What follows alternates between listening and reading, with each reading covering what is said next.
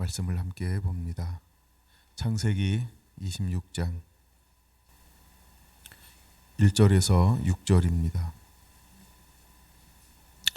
아브라함 때에 첫 흉년이 들었더니 그 땅에 또 흉년이 들매 이삭이 그랄로 가서 블레셋 왕 아비멜렉에게 이르렀더니 여호와께서 이삭에게 나타나 이르시되 애굽으로 내려가지 말고 내가 내게 지시하는 땅에 거주하라. 이 땅에 거류하면 내가 너와 함께 있어 내게 복을 주고 내가 이 모든 땅을 너와 네 자손에게 주리라. 내가 내 아버지 아브라함에게 맹세한 것을 이루어 내 자손을 하늘의 별과 같이 번성하게 하며 이 모든 땅을 내 자손에게 주리니 내 자손으로 말미암아 천하 만민이 복을 받으리라. 이는 아브라함이 내 말을 순종하고 내 명령과 내 계명과 내 율례와 내 법도를 지켰음이라 하시니라. 이삭이 그랄에 거주하였더니. 아멘. 진리 안에서 걸어갈 때 16번째 시간입니다. 네, 오늘도 이삭의 이야기 세 번째 말씀을 나누어 보려고 합니다. 이삭은 굉장히 중요한 아들입니다. 아브라함에게는 크게 두 아들이 있었어요. 하나는 이스마엘이고 하나는 이삭입니다. 이스마엘은 육에서 난 아들이라 이렇게 말하고 있고 이삭은 영으로 난 아들이다 이렇게 말하고 있습니다. 언제나처럼 육으로 난 아들은 영으로 난 하나님의 사람들을 핍박합니다. 이스마엘도 이삭이 땅에 태어나는 그 순간 핍박하기 시작을 했습니다.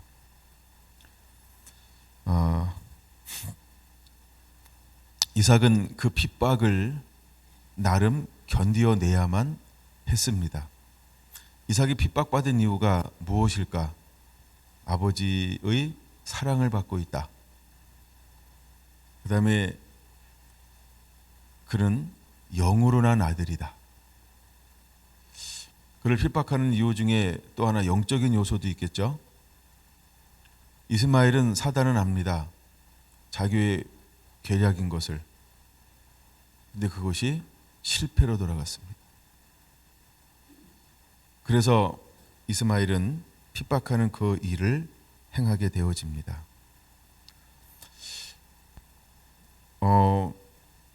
이삭 때에 또다시 흉년이 됩니다. 대략 아브라함의 흉년이 오고 난 다음에 몇 년 만에 또 흉년이 오냐라고 할 때 학자들은 100년 만이다 이렇게 이야기를 해요. 그래서 그것을 BC 1990년이다 이렇게 이야기들을 합니다. 그러면 우리가 26장에 1990년이라고 본다고 한다면 100년 만에 또 그 땅에 기근이 왔다라고 하는 것입니다. 근데 이미 기근이 왔을 때 아브라함은 하나님 품에 안겼습니다. 그리고 이삭의 나이가 어느 정도나 되었을까라고 했을 때 제가 약 100년이라고 그랬습니다. 그러면 그 창세기 20장 아브라함이 그랄에 살 때의 나이를 99세라고 이야기했습니다. 그리고 그 다음에 이삭이 태어나게 되어지는 것이죠.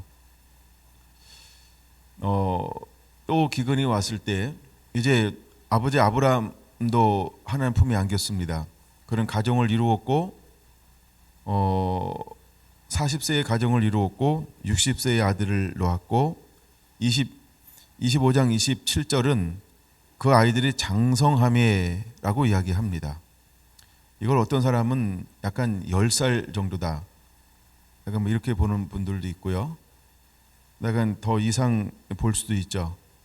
저는 그것이 여러 가지로 제가 이렇게 연도를 대입해 봤는데 저는 아직 수긍하기가 좀 뭐해서 저는 적어놓지는 않았습니다. 그냥 참고용입니다. 이제 시간이 많을 때 여러 자료를 자꾸 찾아보고 있는데, 자료를 찾아보면 더 헷갈리는 것도 있어요. 그 헷갈린다 이 말은 제가 아직 정립이 안 됐기 때문이죠. 근데 하여간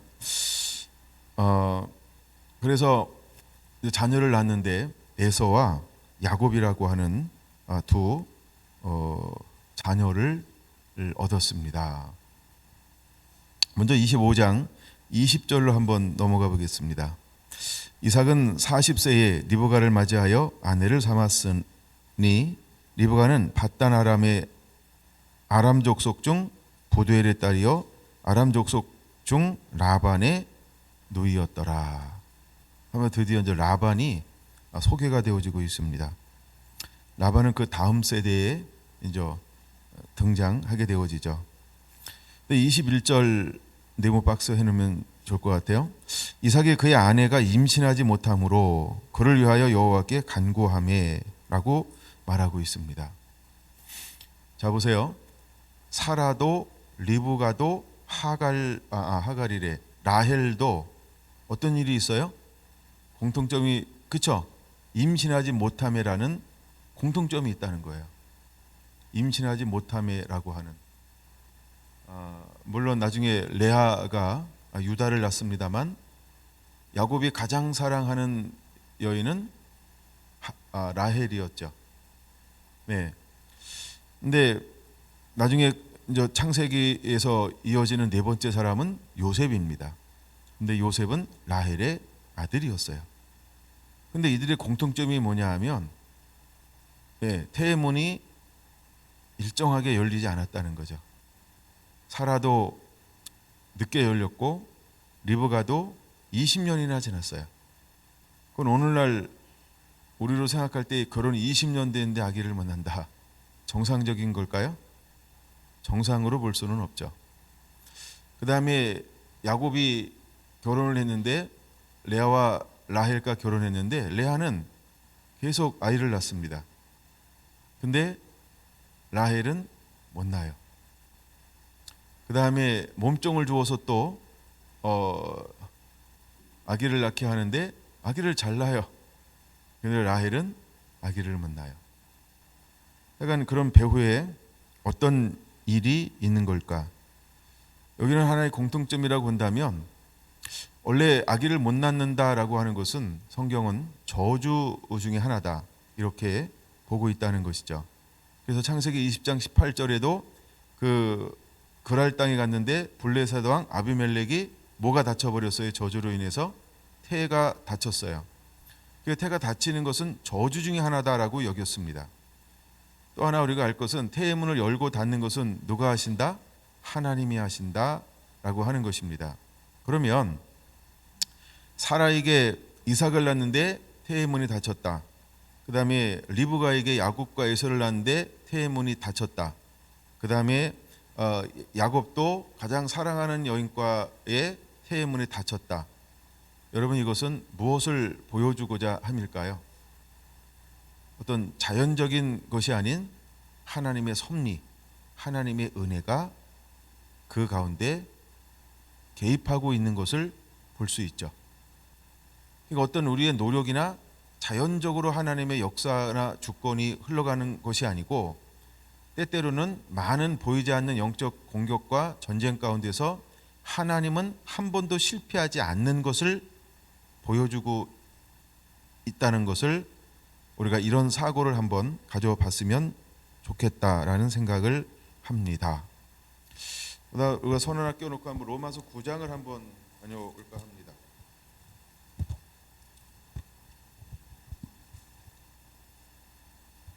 로마서 9장 10절을 한번 보겠습니다.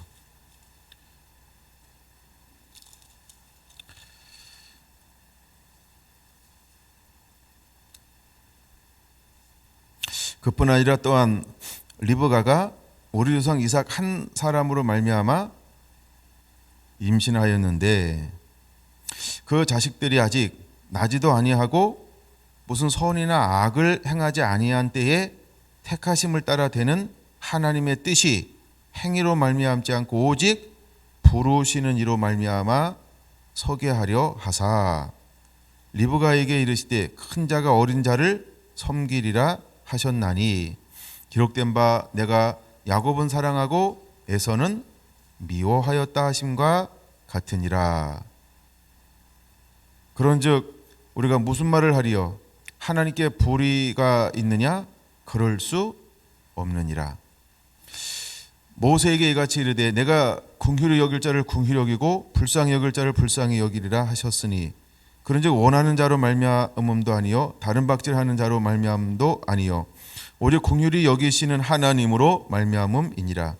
성경이 바로에게 이르시되 내가 이 일을 위하여 너를 세웠으니 곧 너로 말미암아 내 능력을 보이고 내 이름이 온 땅에 전파되게 하려 함이라 하셨으니 그런즉 하나님께서 하고자 하시는 자를 긍휼히 여기시고 하고자 하시는 자를 완악하게 하시느니라.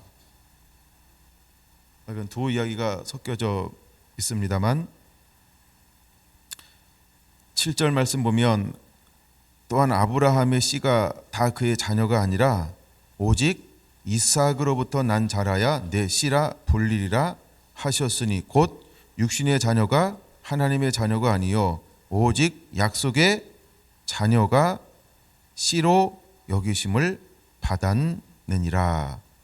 약속의 말씀은 이것이니 명년 이때에 내가 이르리니 사라에게 아들이 있으리라 하심이라 하면서 이 태문을 열고 닫는 것, 자녀들이 태어나는 것을 어떤 시각으로 보아야 할까?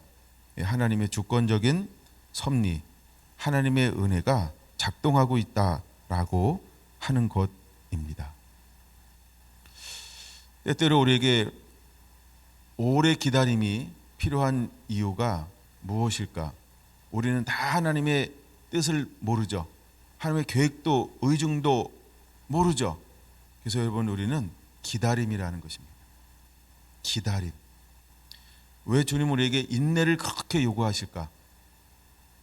인내하지 못한다라고 하는 것은 어떤 의미가 있냐 하면 아브라함이 사라를 통하여서 그 몸종 하가를 통하여서 자신의 방법으로 무엇인가 생명을 만들어내는 것을 우리가 볼 땐 지혜로운 것이라고 여겨질 수 있다는 것입니다.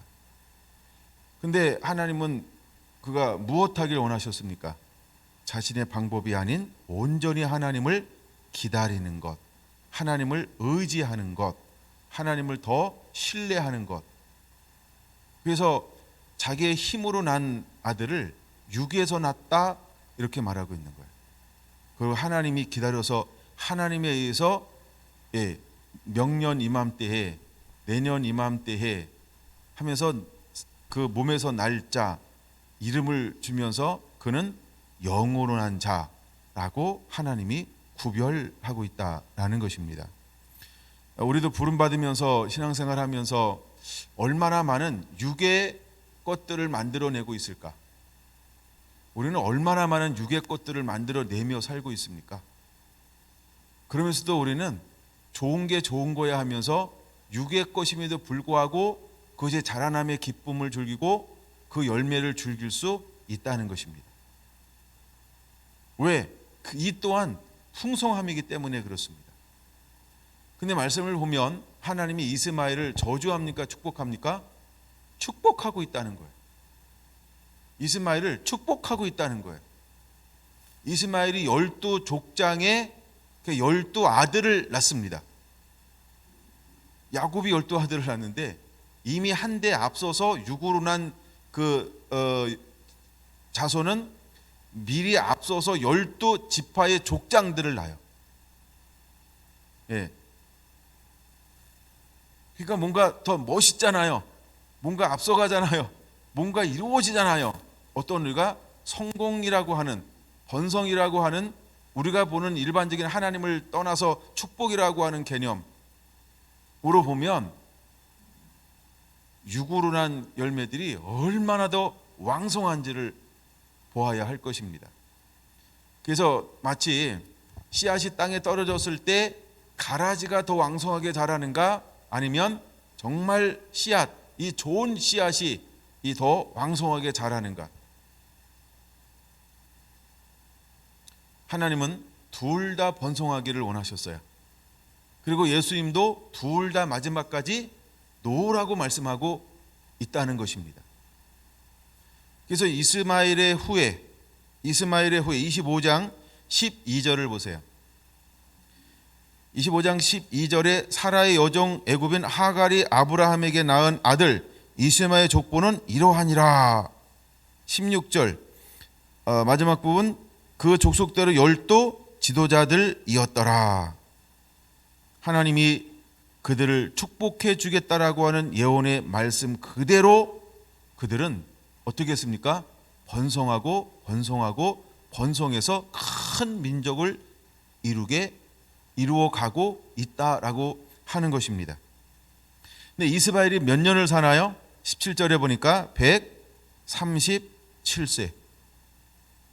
이스마엘과 같은 이삭 16살 적은 이삭은 몇 세까지 사나요? 180세.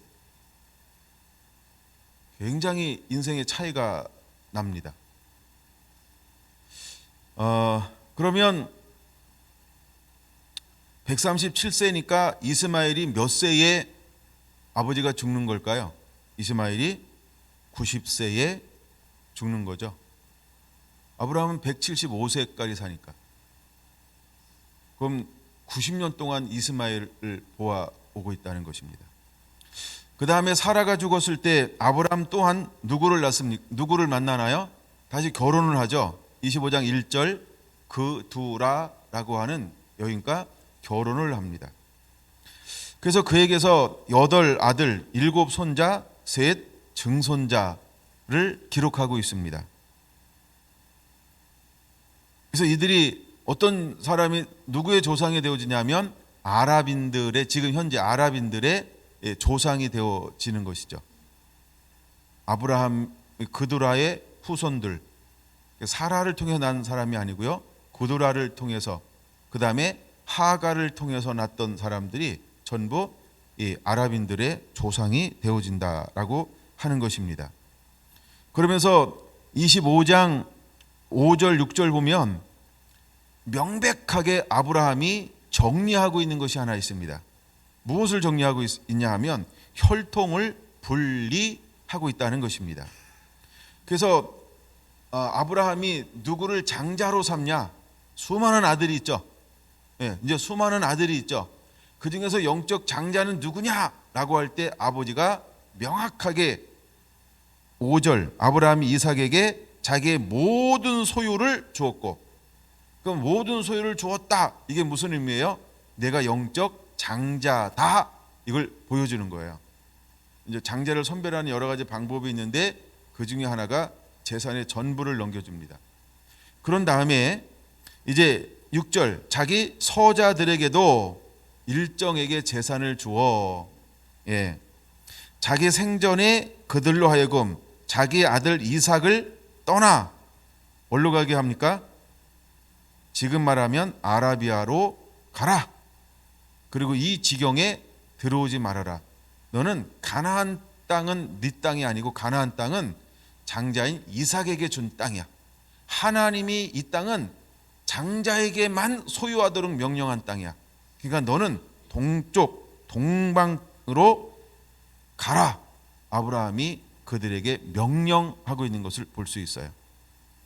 이와 이제 똑같은 그것이 몇 절에 또 나올까요? 18절 보겠습니다. 18절. 이스마엘 후예들은 어디에 머무르라고 말하고 있을까요?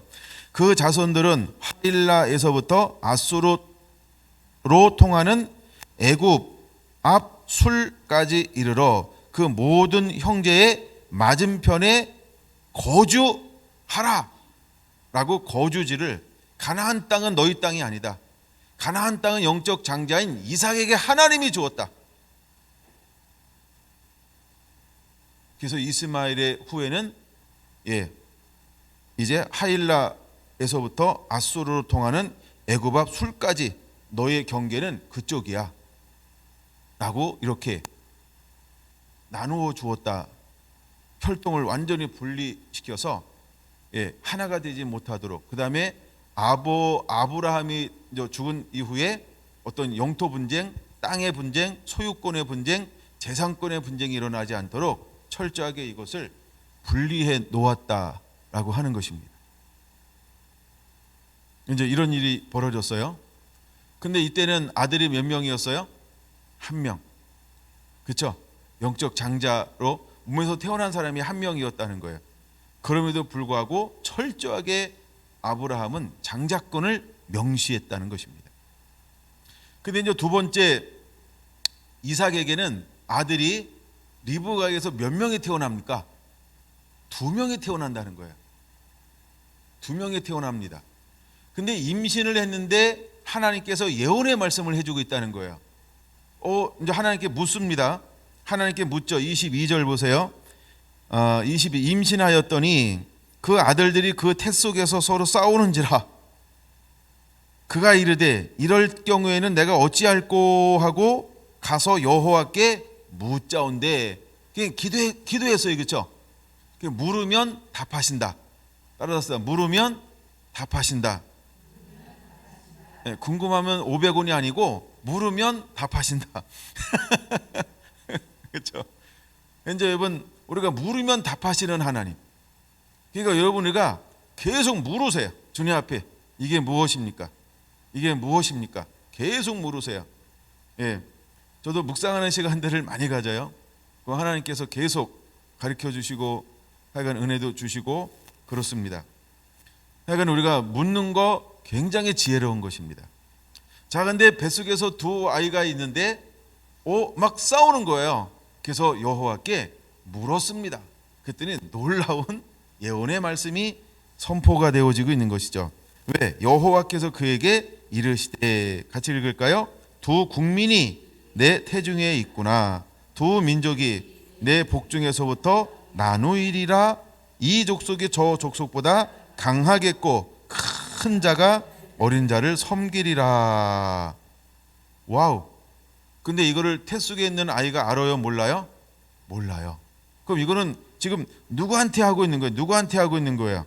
누구한테 하고 있는 거예요? 부모에게, 엄마에게.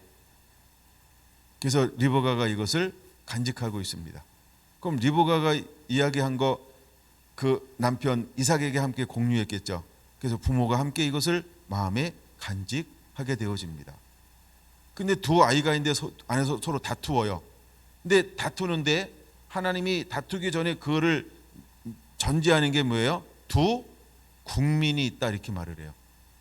이게 어떤 하나의 종족도 아니고 한 나라를 일으킬 만한 사람들이다. 한 나라를 일으킬 사람이다. 이렇게 이야기를 하고 있다라고 하는 것입니다. 그래서 나중에 에서도 에돔의 족속을 이루고요. 그 다음에 야곱은 12 이제 이렇게 지파의 아버지가 되어지죠. 이제 하나에서 둘에서 세 번째 갔더니 어떻게 번성을 해요? 12로 번성을 합니다. 12로 번성을 하는 거예요. 이제 하나님의 씨가 번성이 어떻게 진행되어지는가? 근데 하나님이 그 태로부터 무엇을 하게 만들었어요? 경쟁하게 만들고 싸우게 만들었어요. 그리고 나누어지게 만들었어요. 근데 중요한 것은 이 먼저 태어난 자와 나중 태어난 자가 있는데 큰 자가 작은 자를 뭐 할 것이다? 섬기게 될 것이다라고 하는 운명을 가지고 태어났다라고 하는 겁니다. 그러면 우리는 이것을 무엇으로 봐야 될까? 예언적 성취로 봐야 돼요. 그 이후에 이제 풀어지는 것을, 물론 성경은 다르게 약간 이야기하는 부분도 있지만 그 다음에 태어나기 시작합니다. 24절. 그 해산 기한이 찬즉 태에 쌍둥이가 있었는데 먼저 나온 자는 붉고 전신이 털옷 같아서 이름을 에서 불다, 이렇게 이제 이름을 지었습니다. 근데 두 번째 나오는 사람을 아우라고 부르는데, 동생이라고 부르는데 손으로 에서의 발꿈치를 잡았어요. 그래서 그 이름을 야곱이라고 이름을 불렀어요. 발꿈치를 잡았다. 예. 리브가가 그 아들을 낳을 때 이삭이 60세였더라. 드디어 이제 하나님이 은혜를 베풀어서 기도를 들어서 하나님의 계획을 말하는데 20년 만에 놀라운 역사가 그 가정 가운데 일어나고 있습니다. 20년 만에 놀라운 역사들이 이제 일어나고 있는 거예요. 그런 다음에 이 아이들이 자라나기 시작을 했어요. 장성함에 아직 장가갈 나이는 아닌 것 같아요. 나중에 에서가 40세에 장가를 갑니다. 아버지도 40세에 장가를 갑니다. 그럼 그때는 보통 결혼 정년기가 아마 일반적으로 한 40세 전후가 아닌가 이렇게 한번 생각해 볼 수 있겠죠. 예. 그러니까 이제 장성한데 아직 결혼했다는 이야기가 없으니까 40세 미만이다라고 이제 볼 수 있고요. 자, 그런데 둘이 자라는데 어떻게 자라나는가 보세요. 에서는 익숙한 사냥꾼이었으므로 들 사람이 되고, 야곱은 종용한 사람이었으므로 장막에 거주하니. 25장 28절, 이삭은 에서가 사냥하고 고기를 좋아하므로 그를 사랑하고 리브가는 야곱을 사랑하였더라 라고 말하고 있습니다. 27절에서는 무엇을 보여주고 있냐 하면 두 사람의 어떤 기질 중에 하나를 볼 수 있는 거죠. 에서는 활동적이고 사냥을 좋아하고, 그 다음에 야곱은 집에서 있는 걸 종용하고라고 할 때 이건 뭐 여러 가지 의미가 있습니다. 다른 데서 번역할 때 이것을 온전하다, 온전한 어떤 이런 뜻을 가지고 있는 단어이기도 한데, 그냥 여기서는 종용한 이런 어떤 기질적인 측면을 또 보여주고 있는 것이죠. 근데 부모가 편애하고 있는 것도 기록되어져 있다는 거죠. 부모가 편애를 하고 있는 거예요. 이게 이제 부모가 편애를 하는데, 아빠는 이삭은 와일드하고 활동적이고 사냥을 좋아하는 에서를 좋아하고, 엄마 리브가는 굉장히 현숙한 여인이죠. 리브가 개인적으로 나눌 때 리브가는 굉장히 현숙한 여인이고 아름다운 여인입니다. 근데 그는 누굴 좋아하냐면 야곱을 좋아하고가 아니고 여기 뭐라고 나와요? 사랑하였더라 이렇게 말하고 있습니다. 그러던 어느 날 에서가 사냥을 갔어요. 그리고 근데 야곱은 뭘 하고 있었냐 하면 팥죽을 쓰고 있었어요.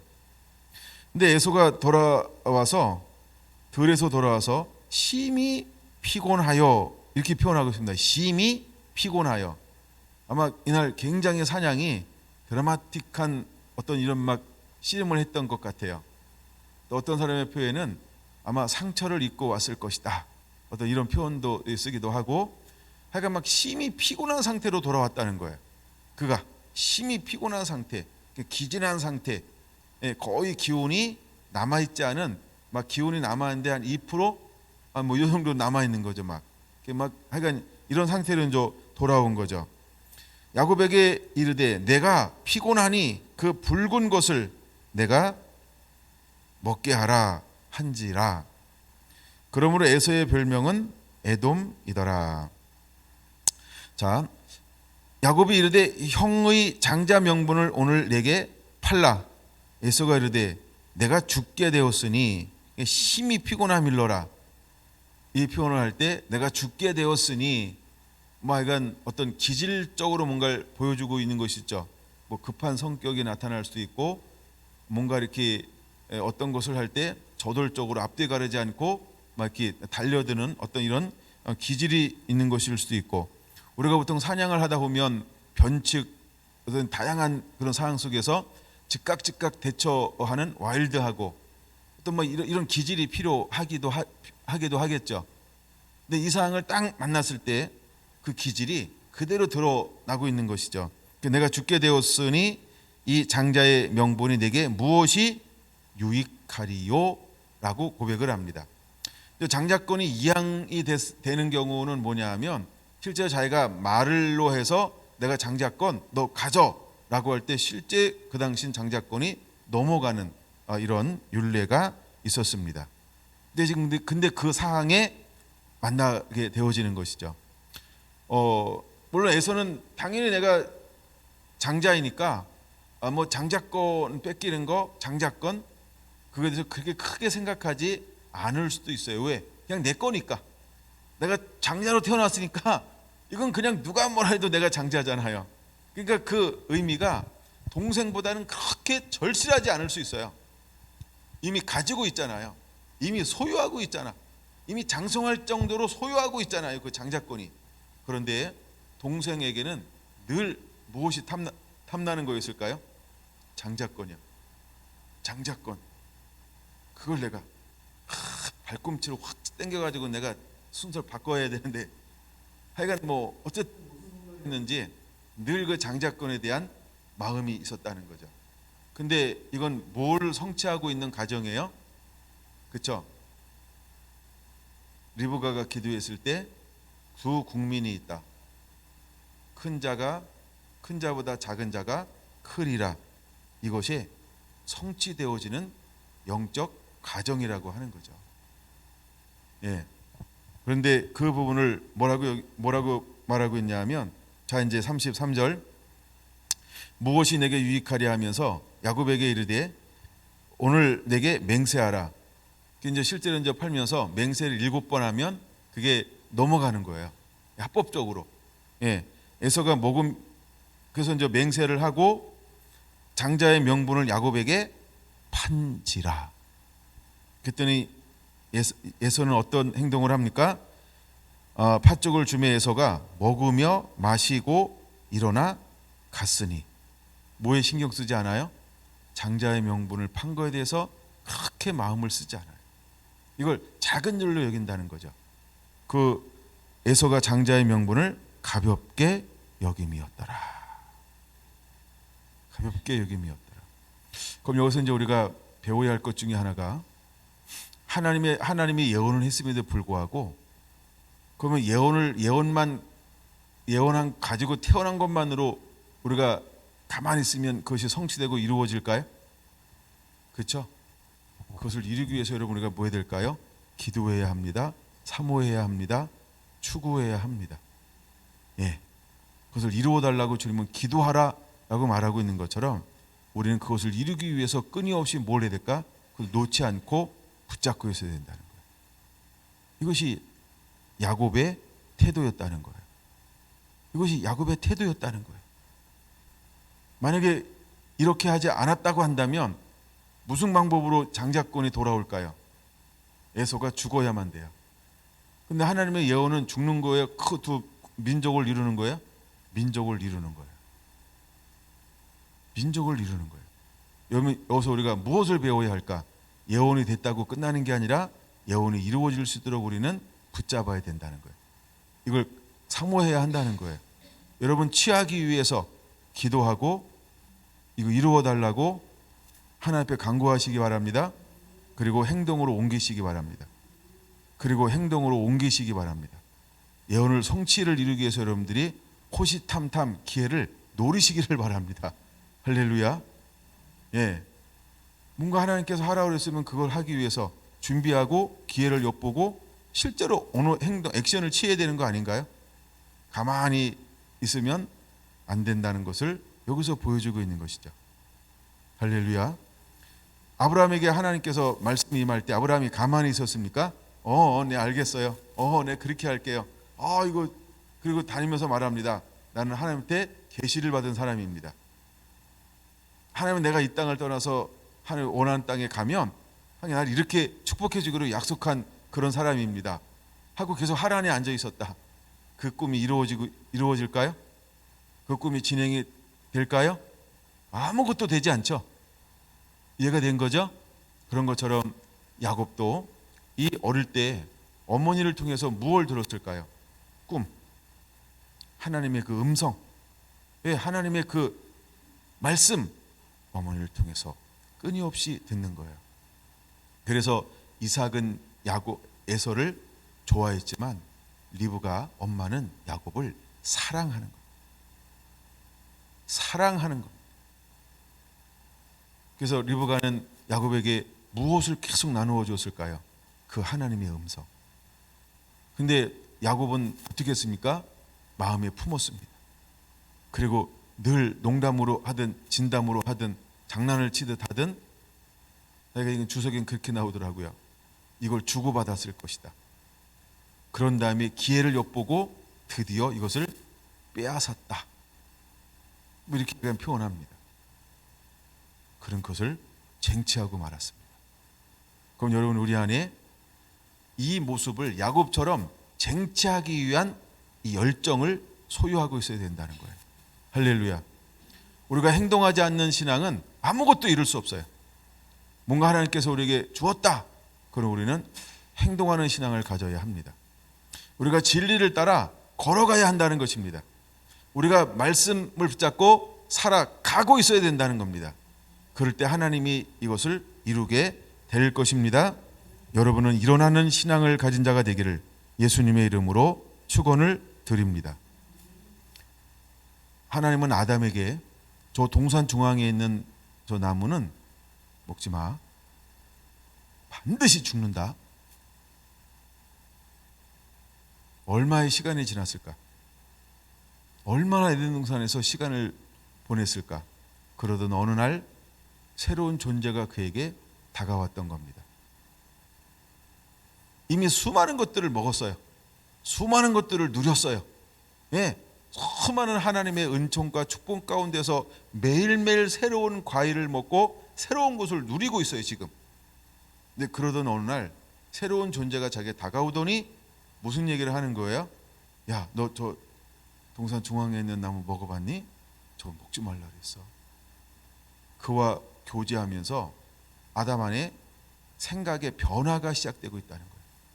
이걸 우리는 가치관이 흔들리는 겁니다. 다른 말로 말하면 혼돈이 시작이 되는 거예요. 혼돈이 오기 시작을 합니다. 에서가 장자권을 팔 때의 심리적 상태를 어떻게 표현하고 있나요? 심히 피곤하니 죽게 되었다. 먹고 일어나 갔다. 그리고 장자의 명분을 가볍게 여겼다. 여러분, 우리가 언제 이렇게 넘어질 수 있을까요? 언제 우리가 넘어질 수 있을까요? 우리가 늘 비전을 갖고 방향성을 갖고 앞에 있는 표대를 향하여 저걸 잡으려고, 저걸 이루려고 온 힘을 다해서 달려갈 때는 유혹당하지 않습니다.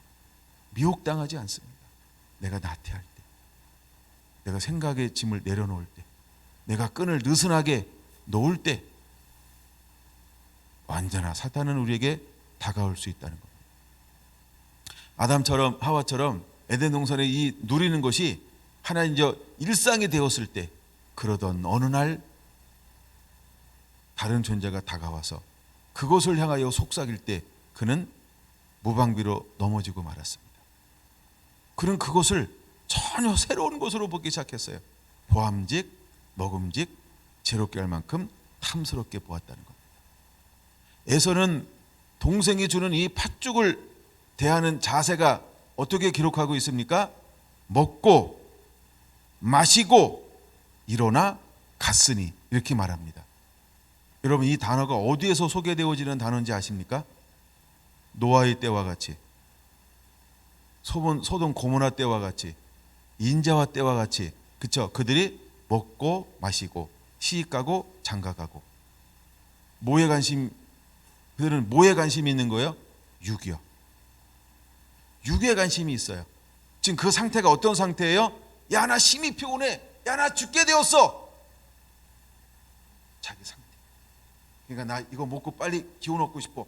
야, 나 지금 이거 못 먹으면 나 죽을 것 같아. 좀 심하게 나 죽어 미칠 것 같아. 뭘 가볍게 여깁니까? 그렇죠. 내게 있는 당연한 거라고 생각하는 이 기득권을까지도 가볍게 여김으로, 아, 빨리 맹세해. 그럼 내가 줄 거야. 아야, 이 줄다림에서 자기도 모르게 유혹, 미혹 넘어갈 수 있다.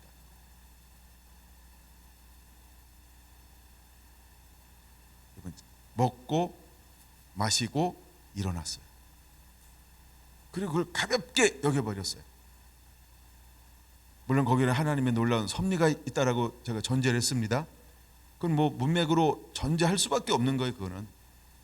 근데 만약에 우리 삶 가운데, 일상적인 삶 가운데 어떤 다른 것들이 들어왔는데도 불구하고 그냥 자기도 모르게 개구리가 미지근한 물에 얹어서 점점점 뜨거워지는 것도 모르고 즐기고 있다라고 한다면, 개구리가 통닭이 안 되고 개구리탕이 되겠죠.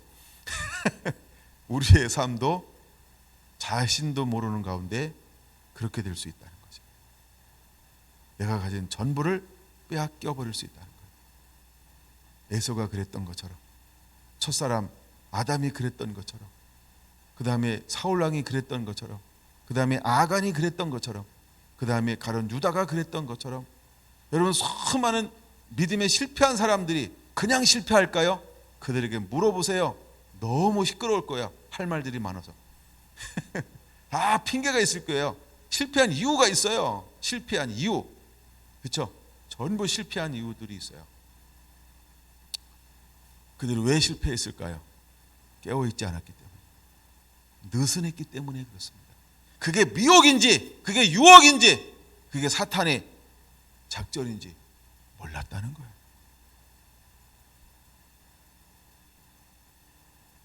여러분, 우리는 어떤 자세로 서 있어야 될까? 깨어있게 되기를 원합니다. 그래서 여러분, 우리가 욕심에 이끌리면 에서처럼 당하는 겁니다. 그는 육의 사람이어서. 우리가 탐심에서 헤어나지 못하면 반드시 에서처럼 넘어지게 되어져 있습니다. 우리가 정욕에 이끌리면 에서처럼 반드시 넘어지게 되어져 있습니다. 그래서 영과 육의 영원한 싸움에서 이제 우리는 성령으로 완전히 거듭나야 할 줄로 믿습니다. 왜 여러분, 우리가 진리를 따라가는 자가 되어야 할까? 우리가 말씀 위에 견고하게 서지 아니하면 에서처럼 넘어지는 겁니다. 야곱처럼 쟁취하는 것입니다. 에서는 말씀을 가볍게 여겼습니다. 그러나 야곱은 그것을 붙잡았습니다. 그리고 그것을 쟁취했습니다.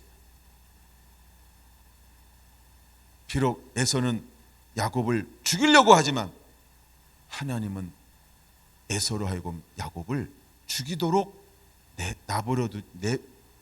놓아두지 않습니다. 하나님이 보호하십니다. 하나님이 지키십니다. 여러분, 때때로 하나님이 기뻐하는 일을 행함으로 말미암아 세상에서 쫓김을 당한다 할지라도 두려워할 필요가 없습니다. 하나님은 그때 하시는 게 뭐예요? 피할 길을 내사 감당케 하시느니라. 사울왕이 왕권을 빼앗겠다고 생각했어요. 그가 악신에 들었어요. 영에서 육으로 바뀌었어요. 영의 사람 다윗을 육의 사람 사울은 이길 수가 없는 겁니다. 이기지 못합니다. 할렐루야. 그러므로 여러분은 이제 육에서 영으로 됐다가 영에서 육으로 내려가지 않게 되길 축원합니다. 왜 우리가 진리 안에 견고하게 서야 되는가? 우리는 매 순간마다 말씀 위에 서 있는 자가 되어야 할 줄로 믿습니다. 자만하지 말고 익숙해지지 말고 매일매일 새로운 것처럼, 매일매일 새로운 것처럼, 매일매일 새로운 것처럼 우리가 그 표대를 향해서 달려가는 사도 바울과 같이. 여러분, 뒤에 있는 것 잃어버리세요. 그거는 아무 의미 없어요. 오늘의 삶이 중요한 겁니다. 오늘의 삶이 중요한 거예요. 그러므로 여러분, 우리가 이것을 가볍게 여기지 않게 되기를 예수님의 이름으로 축원을 드립니다. 할렐루야. 자, 26장 좀 더 보겠습니다. 자, 이제 드디어 또 세월이 지났습니다. 그 땅에 흉년이 왔어요. 흉년이라고 하는 것은 어떻게 보면 또 하나의 시험이고 저주죠. 근데 하나님은 그 땅에 무엇이 오는 것을 허용했냐 하면 흉년이 오는 것을 허용했다는 거예요. 흉년이 오는 것을. 그러니까 우리가 하나님이 원하고 하나님이 함께하고 우리가 말씀 안에 거해도 우리 삶 가운데는 무엇이 올 수 있다? 끊임없는 고난이 올 수 있다. 그래서 현재의 고난은 장차나 나타날 영광과 좋게 비교할 수 없는 것을 하나님은 아브라함을 통해서도, 이삭을 통해서도, 야곱을 통해서도, 요셉을 통해서도, 모세를 통해서도, 여호수아서를 통해서도 끊임없이 우리에게 보여주고 있어요. 자, 근데 고난이 왔습니다. 이 고난이 왔을 때 우리가 어떻게 행동해야 될까? 그의 생각은 어떤 생각을 품고 있었어요? 아주 자연적인 생각, 일반적인 생각을 품고 있는 거예요. 이건 지난 시간에 말씀드렸어요. 그 시대의 야곱은 애굽은 어떤 땅이었나요? 여호와의 동산 같은 땅, 아주 푸른 땅, 예, 그렇죠? 물된 동산과 같은 땅이 애굽이에요. 그래서 흉년이 오니까 당연히 어디를 생각해요? 그렇죠, 애굽으로 가야지. 이게 자연적인 거예요. 예? 우리 지금 코로나 이 바이러스 때문에 수많은 사람들이 이제 막 이렇게 어려움을 당할 때 우리가 나가면 뭘 쓰기를 원해요? 그런 것처럼. 이게 일반적인 현상이라는 거예요. 그렇죠? 많은 사람이 있는 곳에 잘 안 가려고 하고, 예, 또 누가 지나갈 때 그럼 거기에 일단 2주는 안 가야 돼. 최소. 예, 그러면 서로 자기가 스스로를 보호하잖아요.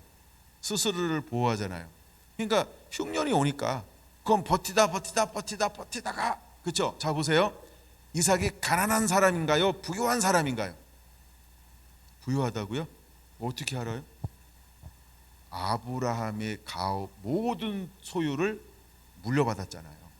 근데 아브라함이 굉장히 거부가 됐거든요. 아니 집에서 길리온 군사만 318명이라니까 어마어마한 이젠 가업을 이루었잖아요. 근데 그걸 누가 물려받았어요? 이삭이. 그러니까 이삭은 처음부터 뭐예요? 예, 금수저로 시작하는 거예요. 오늘날로 말하면 그는 금수저예요. 그러면 그 많은 것들을 거느리는데 그 땅에 흉년이 들었어요. 그러니까 쌓는 거 비축한 거 모든 힘을 다 동원해서 해봤겠죠. 근데 됐다 안 됐다? 안 되니까 그가 생각해낸 방법이 뭐예요? 우리가 살 길은 애굽으로 내려가는 것이다. 그때 하나님이 개입하신 거예요. 여러분 중요한 겁니다. 내가 생각을 다 정리했어요. 내가 판단했어요. 근데 우리가 이제 뭐가 더 중요하냐는 거예요. 하나님이 뭐라 하지? 그래서 제가 어떤 의견을 물을 때 이렇게 묻지 않나요? 그냥 참고하겠습니다. 전부 참고라고 이야기하죠. 그리고 목회 결정은 누가 하도록 양보하라 그랬어요? 목사님이. 그러니까 우리의 인생의 우리의 모든 생각은 뭐예요? 참고용이에요. 근데 하나님이 말씀하기 전까지는 그대로 행해도 괜찮아요. 근데 주님이 뭐라 하시는가? 그러면 내가 아무리 탁월하고 합리적이고 성공적이고 뭐 이런 데이터를 싸가지고 어떻게 할지 모든 걸 다 가지고 있다 할지라도 하나님의 불합리한 것처럼 보이는 어떤 말씀이 임한다 할지라도 우리는 하나님의 말씀에 내 모든 것을 내려놓을 줄 알아야 한다는 거예요. 여러분 우리가 이삭의 삶 속에서 무엇을 배워야 할까? 그럼 이삭은 이런 배움이 어디서부터 온 것일까? 아버지 아브라함과 함께 동행하면서 거기서 배우는 거예요. 아브라함과 몇 세를 살았다 그랬어요? 아버지하고 175세까지 살아요. 아브라함이. 그럼 몇 년 동행하는 거라 그랬어요? 75년을 함께 동행해요. 그럼 아브라함이 정말 주옥 같은 하나님과의 비밀한 만남들, 이것을 누구한테 가장 많이 전수해 줬을까요? 네? 그쵸, 사랑하는 아들에게. 22장 보세요. 사랑하는 내 아들 독자를 내게 드려라.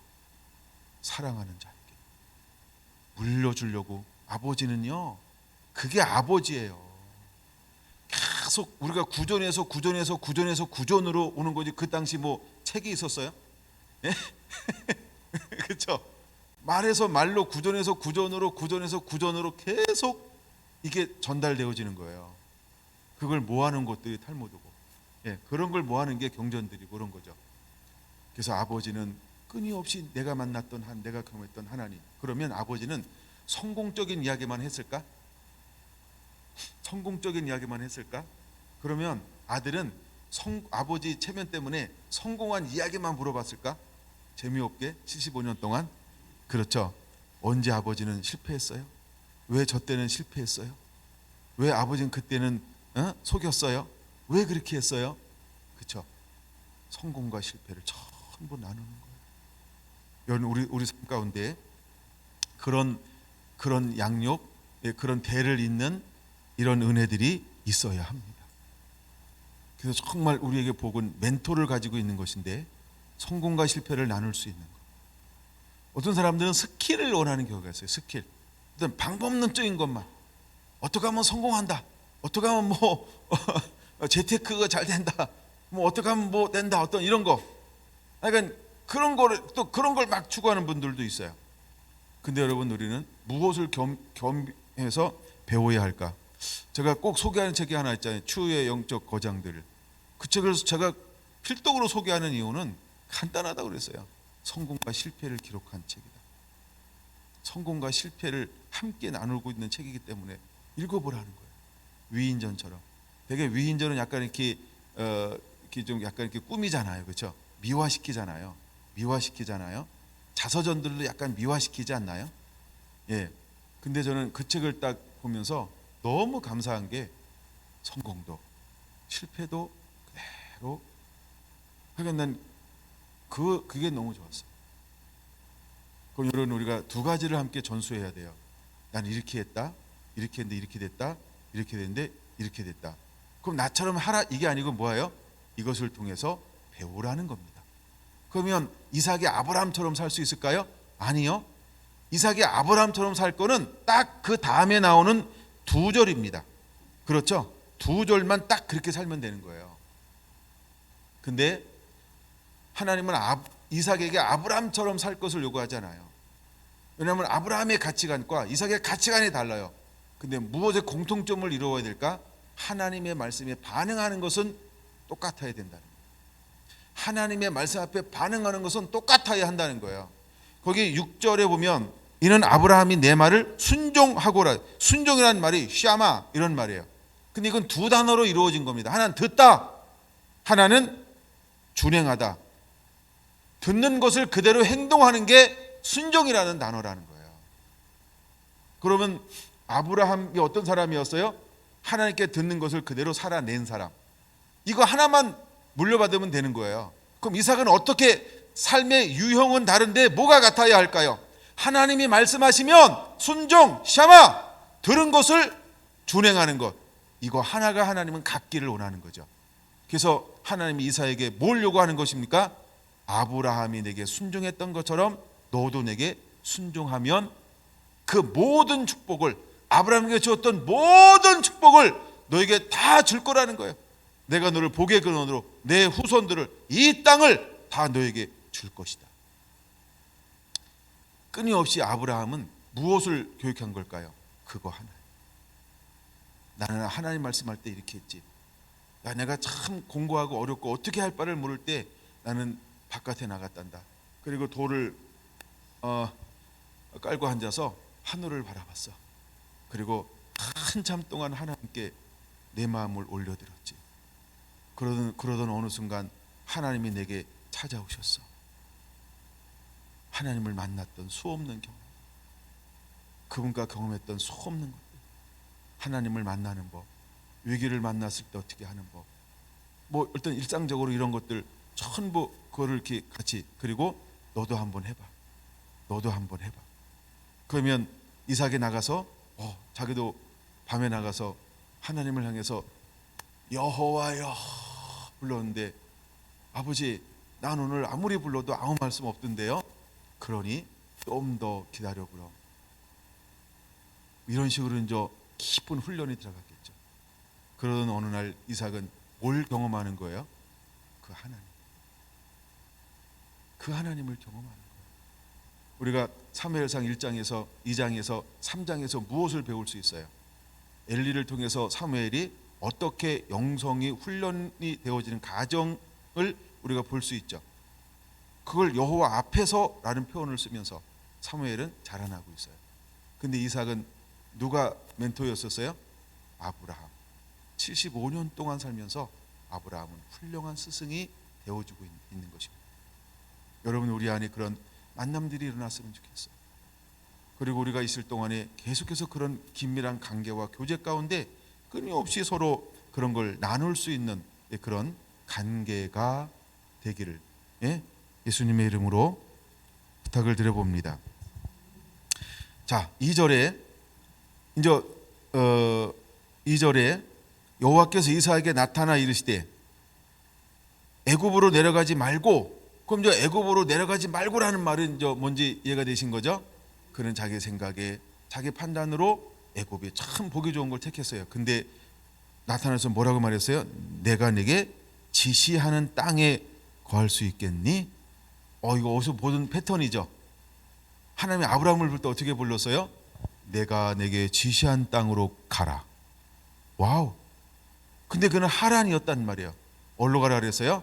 내가 너에게 이제 이 민족에게 줄, 민족을 세울 하나님은 비전을 갖고 그 가나안 족속에 살고 있는 하나님은 어디를 택한 거예요? 지금의 이스라엘을 하나님이 선택을 하셨어요. 이 땅은 내 땅이다. 이 땅에서 내가 일할 것이다. 이 땅을 통하여서 내가 새 일을 행할 것이다. 하나님이 그 땅으로 하나님은 가기를 원했어요. 근데 시편 105편에 말하고 있는 것처럼, 시편 히브리서 11장에 말하고 있는 것처럼 너무 숫자가 적어서 처음에는 어떤 삶을 살아요? 이 족속, 저 족속, 이 민족, 저 민족으로. 그러나 아브라함은 그 옮겨다니는 삶을 살았지만, 비록 외국인이요 나그네 같은 삶을 살았지만 그 모든 고난을 어떻게 합니까? 수용한다는 거예요. 포용한다는 거예요. 그 불편함을, 예? 그 나그네와 같은 그 세월을 그대로 삶 속으로 품어내면서 하나님 앞에 초점을 두고 진리 안에 걸어가는 삶을 살아낸다는 것입니다. 그건 두 번째 태어났던 이삭은 누구 의지할 사람이 있나요? 이삭과 지금 함께 하고 있는 사람이 있나요? 배다른 형제들은 전부 다 진 밖으로 떠나갔어요. 그렇죠? 진 밖으로 전부 떠나갔어요. 그는 가족을 이루었어요. 물론 종들이 있었지만 그가 누가 멘토가 되어줄 수 있을까요? 그는 아버지가 했던 것처럼, 그쵸? 때로는 들로, 예, 때로는 장막 속으로, 예, 때로는 뭐 광야 가운데로 나가 하나님을 바라보는 거예요. 그의 음성을 듣기를 원하고 그와 함께 교제하기를 원하고, 이런 세월을 보내면서 이삭은 자라나며 생활하고 돌파하고 있었던 거예요. 그러는 어느 날 이 흉년이라고 하는 가뭄이라고 하는 것이 왔을 때 하나님께 묻지 않았을까? 습관적으로 했겠죠. 근데 뭐예요? 아직 하나님이 아무 말씀도 안 하는 거예요. 그러니까 아무 말씀 안 할 때 우리는 어떻게 행동해야 될까? 우리는 자연적인 행동을 해야 되는 거 맞습니다. 그렇죠?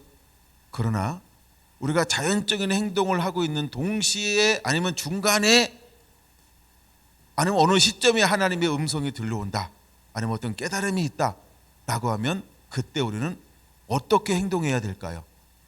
내가 했던 자연적인 것을 내려놓고 하나님의 음성, 하나님의 말씀에 그대로 순종하여 새롭게 움직일 줄 아는 삶이 이루어져야 한다는 겁니다.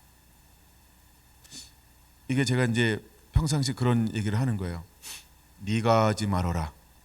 그 어떤 건 다 하나님이 말씀해 주지 않잖아요. 그렇죠? 너무 디테일하게 말씀해 주는 거 없어요. 그래서 어떤 거는 우리가 일반적으로 합니다. 일반적으로 어떤 건 해요. 근데 뭘 하려고 할 때 하나님께서 분명하게 사인 주는 거 있죠. 그러면 그때 얼른 내가 하던 패턴, 백지와 하나님이 원하는 계획, 그걸 진행시키는 거예요. 그래서 여러분들이 내가 하는 일을 멈추는 걸 두려워하지 마세요. 우리가 옛날에 감동을 줘서 도시를 위한 집회를 했어요. 26번을 했어요. 근데 우리 교회는 집회하는 교회로 가는 거 아니었어요. 뭐 기도원 교회도 아니고 집회하는 교회도 아니고, 우리는 목양하는 교회였어요. 그 대신 도시를 섬기는 거, 그건 하기를 원했어요. 그래서 매년마다 주님 집회를 더 할까요? 그만할까요? 집회를 더 할까요? 그만할까요? 감동이 없는 거예요. 마음이 정말 막 아무 감동이 없는 거예요. 아무 생각도 없고 아무 감동도 없고, 그만하라는 건가?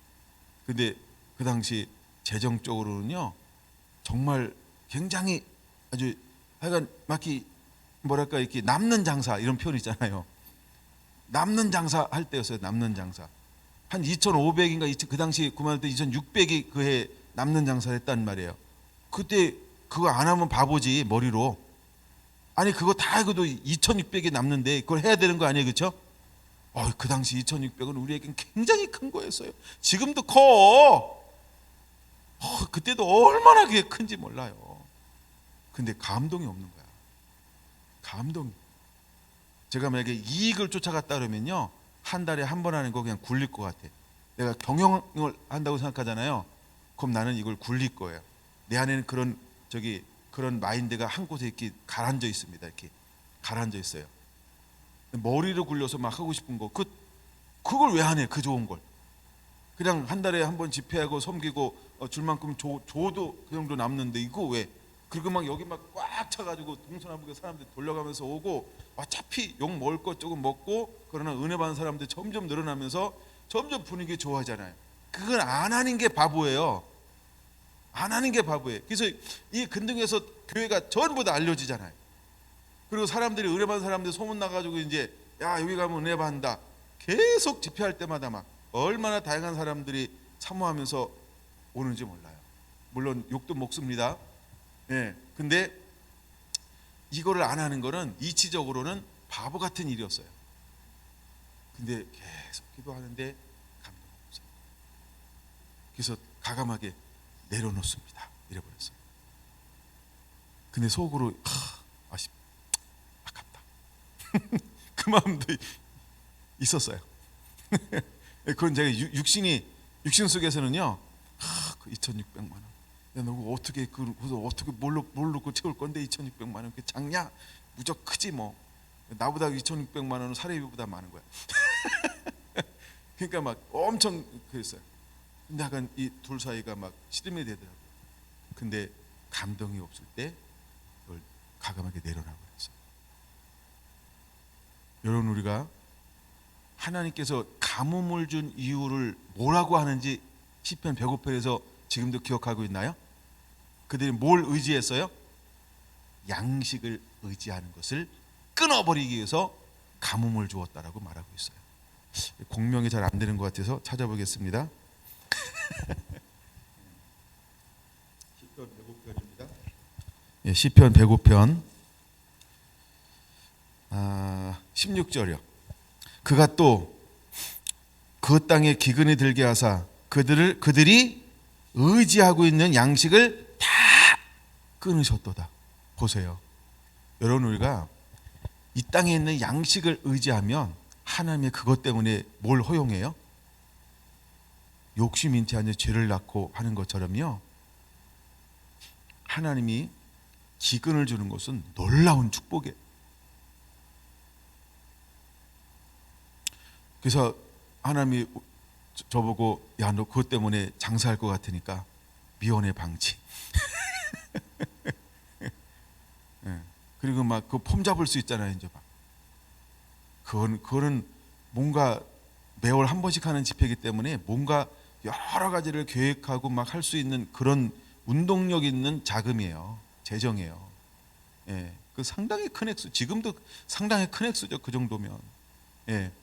근데 그것을 가감하게 내려놨어요. 근데 보세요. 교회 재정이 줄었나요?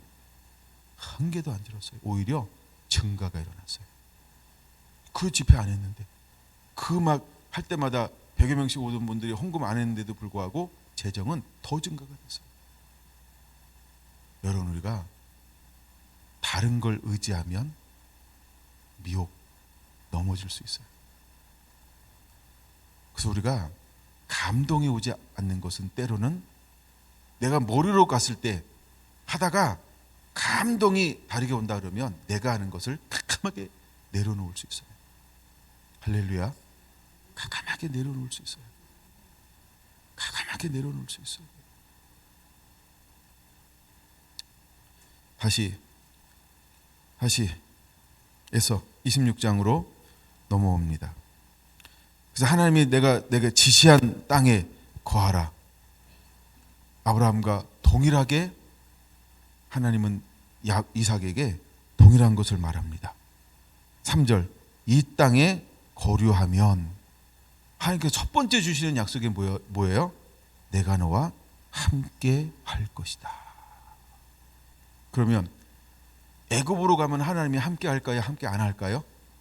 하나님이 놓아버리겠다는 거예요. 그럼 뭘 해야 하나님 다시 붙잡을까요? 회개하고 하나님께 순종하려는 태도로 돌아올 때 다시 붙잡겠다는 거예요.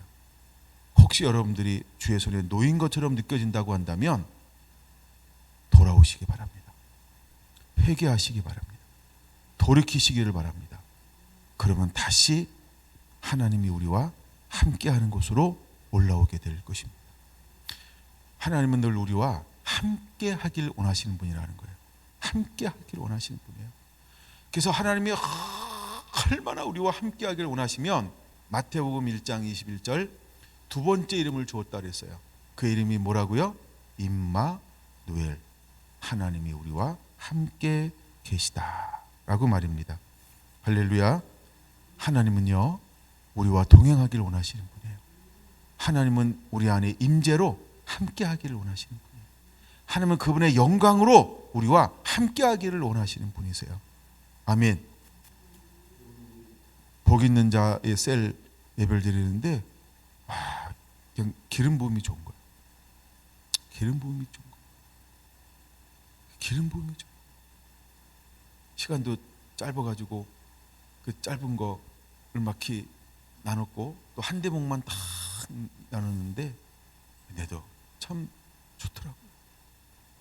저는 임재가 있는 걸 참 좋아해요. 하나님 우리와 함께 하시겠다. 하나님 우리와 함께 하시겠다. 뭐하면 내가 너에게 지시한 그 땅에 거류하면 첫 번째 축복이요 함께 하시겠다. 여러분 이것이 이삭의 진리 안에서 걸어갈 때 주어지는 놀라운 축복이었다는 거예요. 두 번째 하나님께서 그에게 주는 축복이 무엇이냐 하면 내가 너에게 복을 줄게, 복을 주겠다고 말씀하고 있어요. 복을 주겠다는 거예요. 하나님이 그에게 어떤 복을 줄까요? 여러분 정말 복 받길 원합니까? 하나님 우리가 복을 주시기를 원하시는 분이에요. 그럼 복이라고 하는 게 뭐냐 하면 영의 축복이 있고 육의 축복이 있는데 영혼이 잘된 같이 육체가 범사가 잘되고 강건한 것, 이게 뭐 할 때 나오는 축복이라고 그랬어요? 진리 안에 행한다 하는 소식을 들을 때 내 영혼이 잘된 같이 범사가 되고 강건하기를 원한다, 이렇게 선포하고 있는 거예요. 요한 3서 2절 3절 4절. 하나님 우리에게 그 복을 주기 원하는 거예요. 하나님이 첫째는요 22장 16절에서 18절 보세요. 22장 16절에서 18절. 22장 하나님이 이 복을 실제로 주는 거예요. 한번 같이 다시 한번 읽어볼까요? 이르시되 여호와께서 이르시기를 내가 나를 가리켜 맹세하노니 내가 이같이 행하여 내 아들 내 독자도 아끼지 아니하였은즉 내가 내게 큰 복을 주고 내 씨가 크게 번성하게 바닷가의 모래와 같게 하리니 내 씨가 그 대적의 성문을 차지하리라. 또 내 씨로 말미암아 천하 만민이 복을 받으리니 이는 내가 나의 말을 준행하였음이니라. 할렐루야. 이게 복이라는 거예요.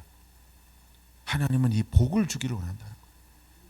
이제는 단순히 그 아브라함에게 보여지는 축복만 주는 게 아니고 어떤 축복을 주기 원하는 거예요? 영적인 축복을 이어가기를 원하는 거예요. 아브라함에게는 처음에 준 복이요, 이제 보여지는 육적인 축복이죠. 물론 12장에는 이걸 다 말하고 있어요. 내 씨, 내 자손, 내 땅 복을 줄 것이다. 근데 그거 플러스 뭐예요?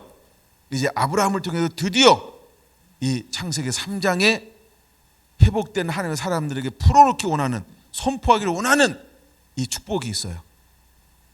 이삭아, 넌 내가 지시한 그 땅에 거하면 내가 너에게 이 복을 줄 거야. 내 씨로 말미암아 대적의 문을 취하게 하는 그 복을 너를 통해서 행할 거야. 너를 통해서 계속 이 복이 유효하게 만들 거야. 하나님은 그렇게 말씀하고 있다는 거예요. 하나님은 이 복을 우리가 누리기를 원합니다.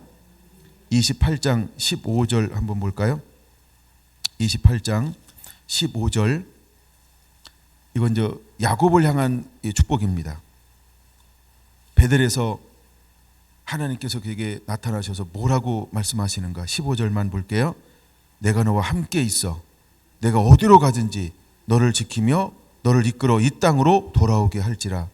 내가 내게 허락한 것을 다 이루기까지 너를 떠나지 아니하리라 하신지라. 함께 하겠다는 거예요. 왜? 너는 앞으로 대적의 문을 파쇄할 뭘 가지고 있어요? 영적 DNA예요. 이 축복의 종자를 가지고 있어요. 그러니까 하나님이 그 어떤 곳에도 구류를 당하지 않게 할 것입니다. 억압받지 않게 할 것입니다. 또 받는다 할지라도 반드시 그는 일어날 것입니다. 그리고 회복될 것입니다. 그리고 자유를 얻을 것입니다. 그리고 반드시 복을 누릴 것입니다. 하면 그렇게 해주시겠다는 거예요. 이게 이삭을 통해서 다시 하나님께서 풀어놓고 선포하고 있는 것입니다. 여러분, 우리는 보여지는 것만 보면 안 돼요. 하나님 이삭에게 다시 이 말을 하고 있는 이유는 이삭의 이야기는 짧게 기록한 것처럼 보이는데 아브라함 못지않게 야곱 못지않게 중요한 사람이 누구냐면 이삭이라는 겁니다.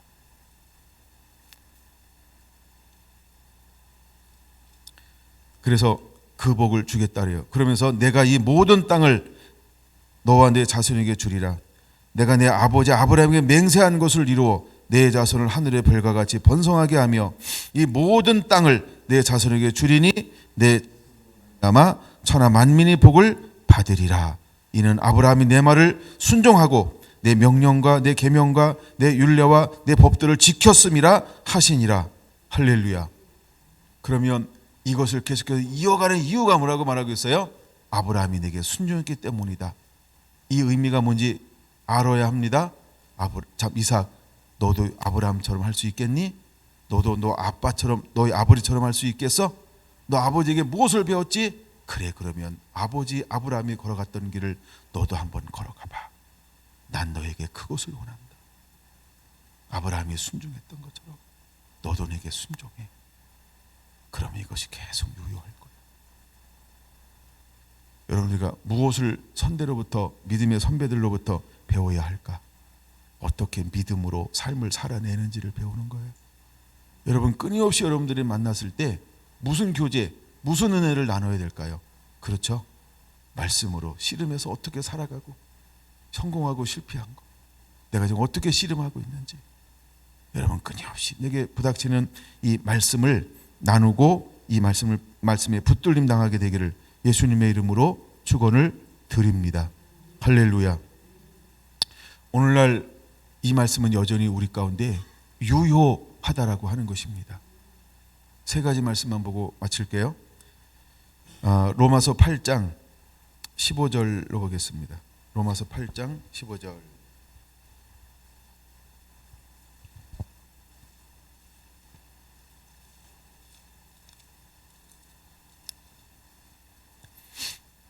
너희는 다시 무수하는 종의 영을 받지 아니하고 양자의 영을 받았으므로 우리가 아빠, 아버지라고 부르짖느니라.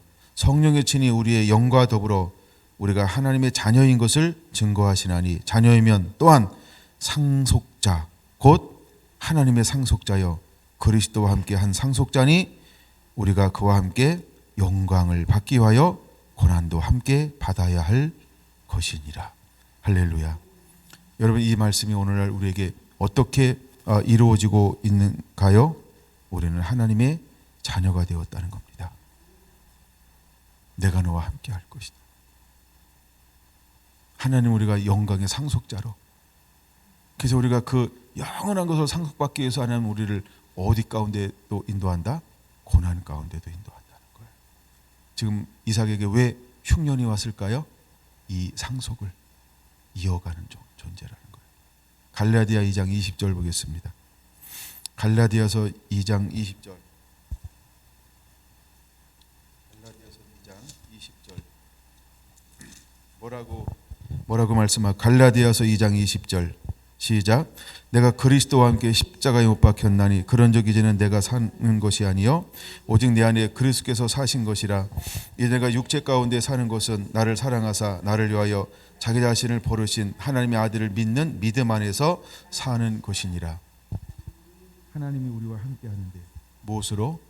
이제 하나님의 자녀됨, 믿음 안에서. 여러분, 오늘도 우리가 이렇게 그분과 하나 되어서 살아갈 수 있고 걸어갈 수 있다는 이 놀라운 사실을 그대로 믿음으로 취하게 되시기를 예수님의 이름으로 축원합니다. 하나님이 우리와 함께하기 위해서 하실 수 있었는 최대의 방법이 뭘까?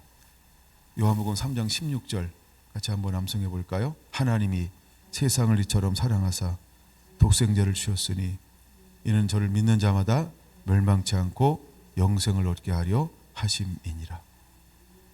하나님 우리와 함께 우리 안에 거하기를 원합니다. 이삭은 어떤 삶을 살아갔을까?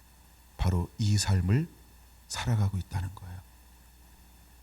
이삭이요, 너무너무나 중요한 게 하나님을 그 안에 계속 모신 삶을, 그 삶으로 살아가고 있다는 거예요. 빗나가지 않고 불순종하지 않고 어긋난 길로 가지 않고. 그런데도 불구하고 이제 26장 7절에 보면 아버지와 똑같은 이야기가 보이죠. 아버지와 똑같은 그런 이야기가 보이죠. 오래 거주했을 때 그걸 누이라고 했어요. 한번 이거 읽어볼까요? 우리 말씀 나눌 때 한 번도 이 부분은 안 읽어봤는데 다음에 읽을까? 지금 읽을까? 이런 연약한 부분이 있지만 그러나 그 안에는 중심에 뭐예요?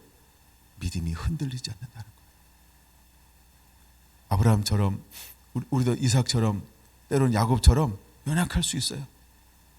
그 연약할 수 있는 거예요. 우리가 마음으로 믿고 입으로 신하면 구원에 이르는 거예요. 그러나 느낌이나 감정을 의존하는 것 아니죠. 마찬가지입니다, 여러분. 이런 연약함이 있지만 이삭의 중심은 흔들리지 않는다는 거예요. 때때로 우리가 오해할 수 있어요. 그럼 이건 뭐냐고? 이건 연약함입니다. 우리가 아가서로 말하면은 그냥 작은 거예요. 작은 여우와 같은 거예요. 약간 여기에 미성숙한 부분이 있는 거예요. 그러나 하나님은 이런 그 중심이 중요합니다. 그 이삭의 중심에는 하나님을 향하여 흔들림이 없다는 거예요. 이제 우리 성결한 성도들이 말씀에 견고하게 서서, 그걸 우리가 반석이라고 표현합니다. 반석 위에 서서 달려가는 그런 은혜가 임하게 됩니다. 주님의 이름으로 축원합니다. 아멘.